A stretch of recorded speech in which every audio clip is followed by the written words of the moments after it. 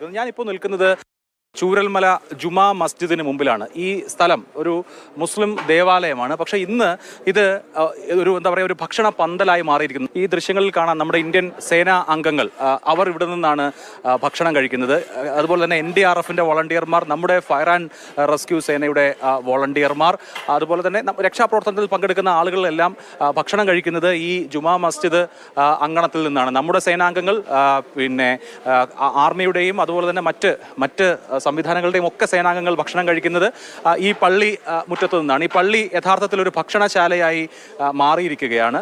ഈ പള്ളിയെ സംബന്ധിച്ച് പറയുമ്പോൾ ഇവിടെ ഇപ്പോഴും നമസ്കാരം നടക്കുന്ന ഒരു പള്ളിയാണ്. പക്ഷേ ഇതുപോലെയുള്ള സമയങ്ങളിൽ, ഇതുപോലെയുള്ള ക്രൈസിസ് ഘട്ടങ്ങളിൽ, ഇതുപോലെയുള്ള ദുരന്ത മുഖങ്ങളിൽ അന്നം നൽകുകയാണ് ഏറ്റവും വലിയ പ്രാർത്ഥന എന്ന ഒരു മഹാസന്ദേശം കൂടി നൽകുന്നുണ്ട് ഈ ദേവാലയം. ഞങ്ങൾ ഇവിടെ മാധ്യമപ്രവർത്തകർ വരുമ്പോഴും ഇവർ ആദ്യം ചോദിക്കുന്നത്, നിങ്ങൾ ഭക്ഷണം കഴിച്ചോ